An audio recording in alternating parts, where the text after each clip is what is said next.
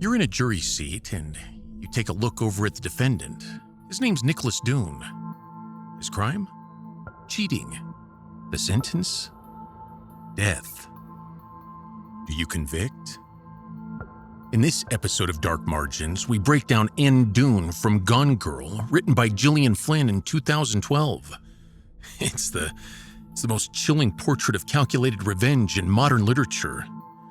Remember, in the first episode, we talked about Edmond Dantes, who waited 13 years and dismantled 3 lives with surgical precision. And then last episode, we talked about Medea, who burned everything down, including herself. Both of them were furious, and both of them made sure you knew it. But today, we're talking about something different. Someone who never once lost her composure, never raised her voice, never let you see it coming. She destroyed her husband so completely that, for a while, the whole country wanted him dead. Remember, you're the jury. By the end of the episode, I need the verdict. Now, Nick and Amy Dunne have what looks like the perfect marriage. She's extraordinary. Literally, her parents wrote a series of children's books based on a fictionalized version of her called Amazing Amy. She grew up with the weight of the perfect fictional version of herself following her everywhere. Every milestone Amy missed, Amazing Amy achieved. Every stumble Amy made, Amazing Amy avoided. Now, think about what that does to a person. You spend your entire childhood being compared, not to other children, not to impossible standards, but to a version of yourself that never fails. Now let's talk about Amy's counterpart. His name's Nick. Nick's a writer. He's charming, attractive, the kind of man who's effortlessly likable in a room full of people. They meet at a party in New York, and the chemistry is immediate and real. They fall in love the way people do in the beginning, completely, recklessly, without looking at what they're actually building. And for a while, it works. Then, the money runs out. Nick loses his job. Amy's trust fund gets depleted. They move from New York to Nick's hometown in Missouri to care for his sick mother. And somewhere in that move, in that slow accumulation of compromise and disappointment, Nick checks out. He starts an affair with one of his students, a younger woman, uncomplicated. Someone who sees the version of Nick he wants to be rather than the version he actually is. And Amy, brilliant, perceptive Amy, the woman who grew up learning to read every room she ever walked into. Amy knows. Now, ladies and gentlemen, here's the case against Nick Dunne. Count 1. He married a woman and then resented her for being exactly who she was. Amy was intense, precise, and demanding, but she was like that when he met her. He fell in love with those qualities and then punishes her for having them. Count 2. He checked out of the marriage without telling her. No conversation, no honesty. He simply withdrew. He left Amy performing a marriage alone while he was already emotionally somewhere else. Count 3. The affair. Not a moment of weakness, a sustained, deliberate relationship with a younger woman that he maintained for months while lying to Amy's face every single day.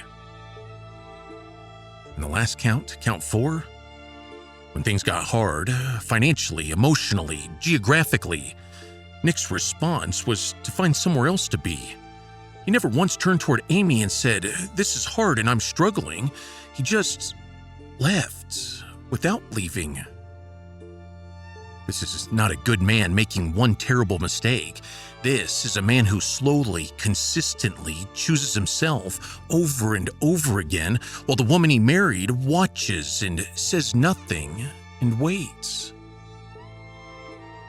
Prosecution at this point would rest. Now, the defense gets a chance, and here's where it gets complicated because the defense always has something to say too. They show Exhibit A that Nick's not a monster. He's weak, selfish, and dishonest, but those are human failings, not evil ones. He married someone he genuinely loved. He was overwhelmed by circumstances that he didn't know how to handle. Sure, he made terrible choices, but terrible choices made by a man who was drowning, not a man who's predatory. And Exhibit B's even worse. They point at Amy. Amy's not who she appears to be. Now, this is the part of Gone Girl that changes everything. Because Flynn gives us Amy's perspective directly, and what we learn is that Amy's been performing her entire life. The cool girl, the perfect wife, the amazing Amy who never fails. She constructed a version of herself that Nick would fall in love with, and when the performance became unsustainable, when real life crept in and she couldn't maintain it anymore, she didn't grieve the loss of the performance. She blamed Nick for witnessing it. And lastly, we get to Exhibit C. What Amy plans for Nick is not proportional to what Nick did. Nick had an affair. Nick was a bad husband. Nick was weak and dishonest, and yeah, he checked out, but Amy's response is to frame him for her murder, to construct a false narrative of abuse and terror, to be willing, genuinely willing, to let an innocent man be convicted and executed. Is that justice, or is that something else entirely? Now, the defense rests. You're the jury. Here's what Amy actually does, and I need you to understand this takes months of preparation. She begins keeping a diary, not a real diary, a constructed one, written backwards in time, carefully crafted to tell a specific story. A story of a marriage slowly curdling into fear. A story of a husband becoming controlling, then threatening, then dangerous. Every entry precisely calibrated, every detail designed to be found. She starts buying things, using Nick's credit card, items that make no sense for her to buy. Things that'll look suspicious in retrospect. She plants them, hides them, creates a treasure hunt of evidence pointing directly at her husband. Then she manipulates the people around her. She plants seeds of concern with neighbors and friends. She learns to say just enough, never too much, so that when the time comes, everyone around Nick will already be slightly afraid of him without knowing exactly why. She then withdraws money slowly, stages her own blood, practices. And on the morning of their 5th wedding anniversary, she disappears. She doesn't run away in a panic. She has a plan for where she goes, how she lives, how long she waits. She watches the investigation unfold on television from a motel room and adjusts her plan in real time as new information emerges. She's not a woman in crisis. She's the director. Now here is where Gone Girl does something Medea and Monte Cristo never did. It brings her back. Amy's original plan is to disappear permanently and let Nick face the consequences. But events don't unfold the way she anticipated. Nick goes on television and performs convincingly the grieving husband. He says the right things. He looks the right way. And Amy, watching from her motel room, falls for it. Not completely, not naively, but enough. So she pivots. She kills the man she's been hiding with, coldly, deliberately, in a way that makes her look like a victim. Then she comes home. She walks back into the house covered in someone else's blood, the grieving wife who survived, the nation that wanted Nick convicted now wants to protect her. And Nick, who knows exactly what she is, exactly what she did, exactly what she's capable of, can't say a word. Because who would believe him?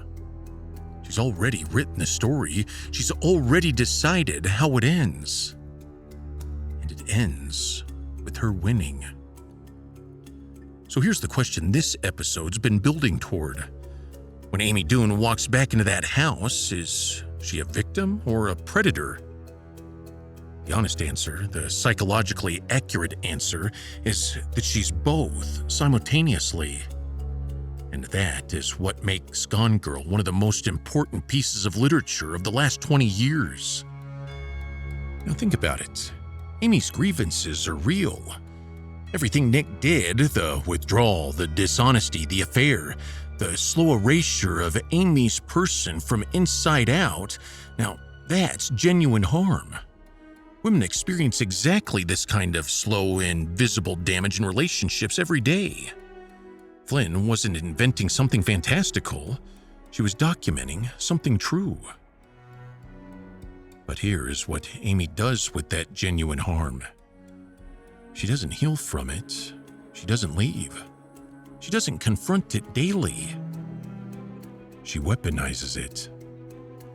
She takes something real, her pain, her rage, her legitimate grievance, and she builds it into something that has nothing to do with justice anymore. She involves innocent people. She kills someone. She constructs an entirely false reality and forces everyone around her to live inside it. This is the psychological line that Gone Girl is really drawing. And that's that victimhood and predation are not mutually exclusive. A person can be genuinely wronged and become genuinely dangerous. We all know that the wound is real, but it's the response to the wound. That's where the moral question lives. And here's the most uncomfortable part. We admire her. Not fully and not without reservation. But there's something in the precision of Amy's plan, the intelligence, the patience, the absolute refusal to be dismissed or ignored that produces a reluctant, complicated respect. Now, everyone who studies behavioral psychology knows that we're wired to admire competence, even when that competence is directed towards something we know is wrong. And realize that Amy is extraordinarily competent. She's the most capable person in every room she enters, and our brains respond to that capability before our ethics catch up. But here's what Flynn's really saying underneath it all, and we'll get to Edmond Dantes and Medea here in a second, and it's the same thing that Amy wins. By every external measure, she wins completely. But she's trapped. She's trapped in a marriage she constructed as a weapon, trapped with a man who knows exactly what she is, trapped in a performance so complete that there's no longer a version of Amy Dunne that exists outside of it. So let's go back to the first two episodes real quick. Edmond Dantes walked away from his revenge with doubt, and that doubt was his humanity surviving. Medea had no doubt, and that certainty was the most disturbing thing about her. But Amy has something worse than both. She has a plan for what comes next. And that absolute forward momentum, that inability to stop is what Flynn is telling us about what rage does to a person when it has nowhere left to go. It doesn't burn out, it just finds a new target. And as we go, let's talk about Gone Girl for just a second. Gone Girl sold over 20 million copies. It's been adapted into a film, discussed in psychology classrooms, and argued about in relationships for over a decade. Because it isn't really about Amy and Nick. It's about all of us. If you want to read it, I'll link it in the description, and trust me, read it before you watch the film. Flynn's prose is where the real psychology lives. And next time, we go back further, much further, to a revenge so patient, so generational, so complete, that it doesn't just destroy one man, it destroys an entire house. If you know Greek tragedy, you already know what's coming, but if you don't, subscribe, because this one will stay with you. I'm Bobby Garrison, and this is Dark Margins. I'll see you in the next chapter.